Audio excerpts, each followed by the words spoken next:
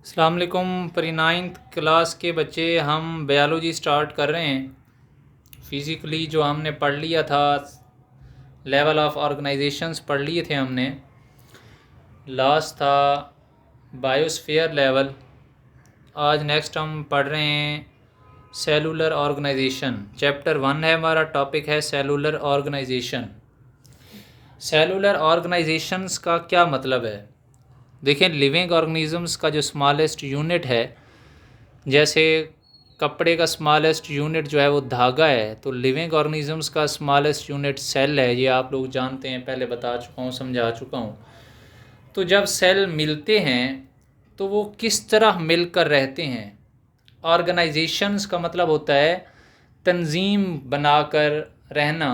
तो सेल्स जो आपस में मिलकर जो तंजीम बनाते हैं, जो एक ग्रुप बनाते हैं, वो ग्रुप किस किस तरह के हो सकते हैं, उसमें कितने सेल्स एक दूसरे के साथ कोऑपरेशन करते हैं, कितने सेल्स नहीं करते। तो ये हमारा टॉपिक होगा आज का, जिसका नाम है सेलुलर ऑर्गेनाइजेशन। सेलुलर ऑर्गेनाइजेशन में सबसे पहले तो लिखा है सबसे फर्स्ट पॉइंट में कि जो लिविंग ऑर्गेनिजम्स हैं उनका जो स्मॉलेस्ट यूनिट है ना, जिस जैसे दीवार का स्मॉलेस्ट यूनिट ईंट है, एक ईंट लगी, 2 ईंटें, 3 ईंटें, 4 ईंटें, 5 ईंटें, ऐसे पूरी दीवार बन गई। तो हमारे अंदर क्या लगे कि हम बन गए, हमारे अंदर सेल लगे तो हम बने। हमारा सबसे जो स्मॉलेस्ट यूनिट है वो सेल है। सेल दो तरह के होते हैं इस दुनिया में। दो तरह के सेल देखे गए आज तक। एक बहुत पुराने किस्म के सेल हैं। जब ये ज़िंदगी शुरू हुई थी, आज से बिलियन ईयर्स पहले, करोड़ों साल पहले, अचानक मेरे दिमाग में ये ख़्याल आया कि आज से करोड़ों साल पहले की हम चीज़ें पढ़ रहे हैं और हमें अभी आज का पता नहीं है।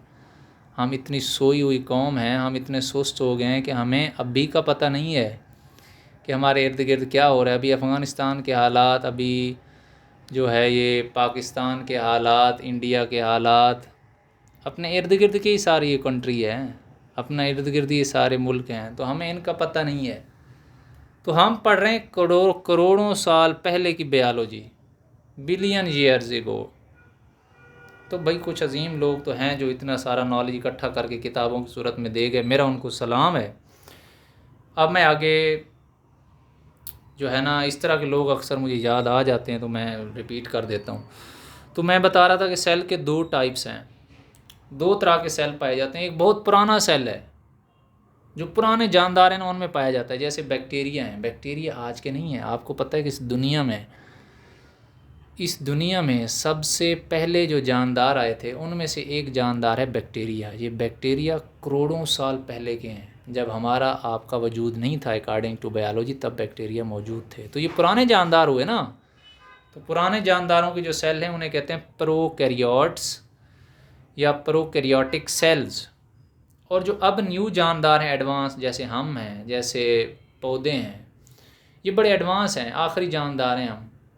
मतलब हमारी हिस्ट्री इतनी पुरानी नहीं है, बायोलॉजी के मुताबिक हम इतने करोड़ों साल पुराने जानदार नहीं हैं, हम लाखों साल पुराने हैं। हम एडवांस हैं, एडवांस सबसे। एडवांस का मतलब होता है आखिर में आने वाला, हम सबसे आखिर में आने वाले हैं। तो जो आखिर में आने वाले जानदार हैं उनके सेल का नाम है यूकैरियोटिक सेल।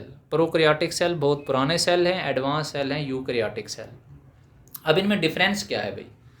ये सेल देखें ज़रा, ये सेल है, उसकी बाहर मेम्ब्रेन है, और सेल के दरमियान में, इस पेज पे मैं आपको दिखाऊं अगर, कि सेल और सेल के दरमियान में जो न्यूक्लियस होता है, ये न्यूक्लियस है सारा, और उस न्यूक्लियस के बाहर जो मेम्ब्रेन होती है उसे कहते हैं न्यूक्लियर मेम्ब्रेन। ये क्या होती है? Nuclear membrane. न्यूक्लियस की दीवार भाई, मेम्ब्रेन दीवार को कहते हैं। न्यूक्लियस की दीवार है तो इसे न्यूक्लियर मेम्ब्रेन ना कहें तो क्या कहें? इससे आसान वर्ड क्या होगा? Nuclear membrane.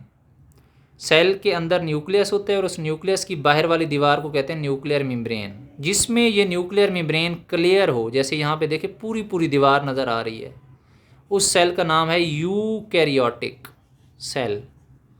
वो एडवांस सेल है, बाद में आने वाला सेल है। और जिस सेल में न्यूक्लियर मेम्ब्रेन प्रॉपर ना हो, अंदर न्यूक्लियस मौजूद है, ये न्यूक्लियस है सारा, लेकिन उसके बाहर दीवार इस तरह की प्रॉपर नहीं है जैसे ऊपर प्रॉपर है, पूरी दीवार है, यहाँ पे पूरी दीवार नहीं है, सिर्फ डॉट्स लगे हुए हैं, तो ये न्यूक्लियर मेम्ब्रेन प्रॉपर नहीं है। तो इस तरह के सेल को जिसमें न्यूक्लियर मेम्ब्रेन प्रॉपर ना हो, सिर्फ डॉट्स हों न्यूक्लियस के इर्द गिर्द, पूरी दीवार ना हो, ऐसे सेल को कहते हैं प्रोकैरियोटिक सेल।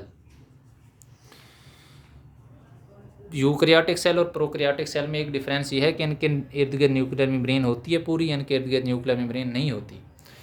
और काफ़ी सारे इसके अंदर जो चीज़ें पाई जाती हैं, सेल के अंदर जो चीज़ें पाई जाती हैं उन्हें कहते हैं ऑर्गेनेलीज, सेल ऑर्गेनेलीज, सेल के अंदर पाई जाने वाली चीज़ें। मेरा मुंह अगर सेल है तो मेरी ज़ुबान जो है वो सेल ऑर्गेनेली है। मेरा पेट अगर सेल है तो उसके अंदर जो लीवर, हार्ट है, उसके अंदर जो लंग्स हैं वो फिर सेल ऑर्गेनेली हैं। सेल के अंदर पाई जाने वाली चीज़ें सेल ऑर्गेनेलीज। तो जो यूकैरियोटिक सेल है इसमें ऐसे ऑर्गेनेलीज पाए जाते हैं जिनके इर्द गिर्द मेम्ब्रेन होती है। ये अंदर ऑर्गेनेली है और इसके इर्द गिर्द ये मेम्ब्रेन है, ये अंदर ऑर्गेनेली है, इसके इर्द गिर्द ऐसे मेम्ब्रेन है। तो इसमें मेम्ब्रेन बाउंडेड ऑर्गेनेलीज पाई जाती हैं किस सेल में? यूकैरियोटिक सेल में। मेम्ब्रेन बाउंडेड ऑर्गेनेली का क्या मतलब? ये कोई ऑर्गेनेली है सेल के अंदर पाई जाने वाली। ये ऑर्गेनेलीज का पूरा हमारा चैप्टर है, चैप्टर नंबर 4, हम उसमें कंप्लीट इनको डिस्कस करेंगे। अभी ये समझें कि सेल के अंदर और छोटे छोटे स्ट्रक्चर पाए जाते हैं जिन्हें सेल ऑर्गेनेलीज कहते हैं। इनके इर्द गिर्द और एक मेम्ब्रेन होती है।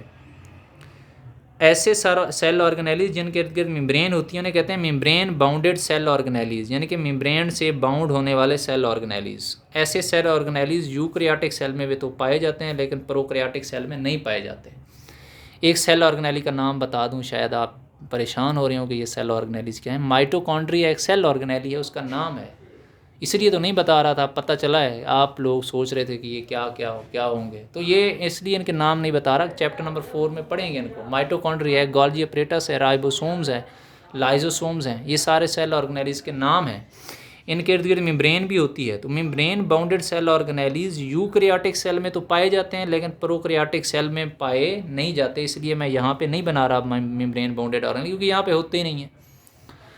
तो यूकैरियोटिक सेल में मेम्ब्रेन बाउंडेड ऑर्गेनेलीज होते हैं, प्रोकैरियोटिक सेल में मेम्ब्रेन बाउंडेड ऑर्गेनेलीज नहीं होते। यूकैरियोटिक सेल में कंप्लीट न्यूक्लियर मेम्ब्रेन होती है, प्रोकैरियोटिक सेल में कंप्लीट न्यूक्लियर मेम्ब्रेन नहीं होती, सिर्फ डॉट्स लगे होते हैं न्यूक्लियस के इर्द गिर्द।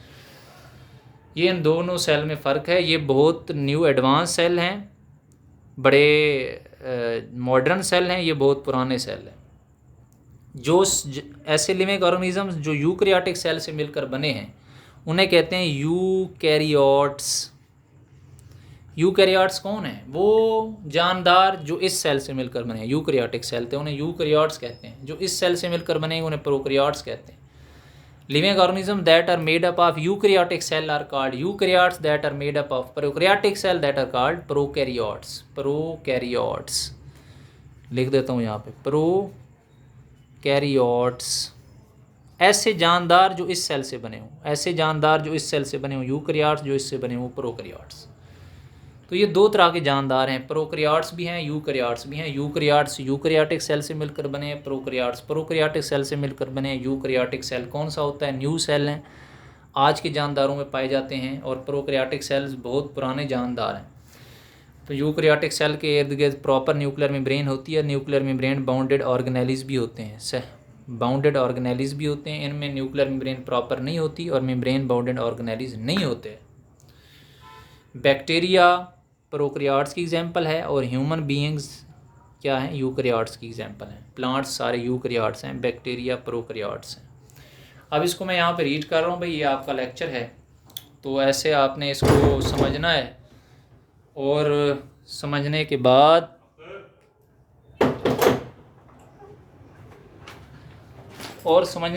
आपने इसे अपनी कॉपी पे भी लिखना है।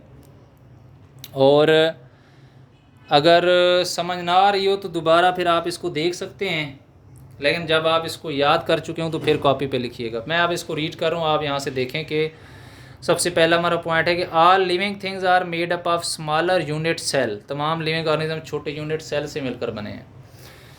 There are 2 types of cells, prokaryotic cell and eukaryotic cells. 2 तरह के सेल होते हैं, प्रोकैरियोटिक और eukaryotic. Prokaryotic cell cells that do not have a proper nuclear membrane, जिनके इर्द गिर्द प्रॉपर न्यूक्लियर मेम्ब्रेन नहीं होती, एंड मेम्ब्रेन बाउंडेड ऑर्गेनेलीज, और मेम्ब्रेन बाउंडेड ऑर्गेनेलीज भी नहीं होते। ये डू नॉट दोनों के लिए आ रहा है, न्यूक्लियर मेम्ब्रेन के लिए भी और मेम्ब्रेन बाउंडेड ऑर्गेनेलीज के लिए भी। Living organisms that are made up of prokaryotic cells are called prokaryotes. ऐसे सेल से जो जानदार बने होंगे उन जानदार को प्रोकैरियोट्स कहते हैं। बैक्टीरिया प्रोकैरियोट्स की एग्जांपल है। ये देखिए मैंने सेल दिखाया, इसमें कोई न्यूक्लियर मेम्ब्रेन बाउंडेड ऑर्गेनेलीज नहीं है। ये न्यूक्लियर मेम्ब्रेन भी प्रॉपर नहीं है और मेम्ब्रेन बाउंडेड ऑर्गेनेलीज भी नहीं है। ऐसे ऑर्गेनेली नहीं है जिनके इर्द गिर्द मेम्ब्रेन है। जैसे यहाँ पे देखें ऑर्गेनेलीज मैंने दिखाए हैं, उनके गिर्द मेम्ब्रेन भी है।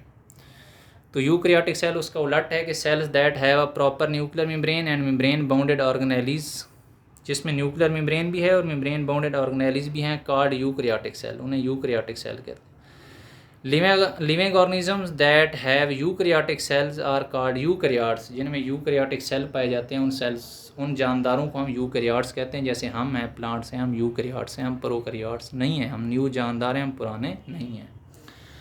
अब ये थोड़ा सा काम है, इसको आप समझें और इसको रीड करें, और रीड करने के बाद, समझने के बाद, इस पेज को आपने फिर नहीं देखना, ये मैं ग्रुप में भेज दूंगा आपके, इसको वहाँ से आप लर्न करें, समझें, उसके बाद इसको साइड पे रख के बायोलॉजी की बुक कॉपी में इस लेक्चर को लिखें, प्रॉपर हेडिंग्स के साथ खूबसूरत करके लिखना है, और फिर वो चेक करेंगे हम।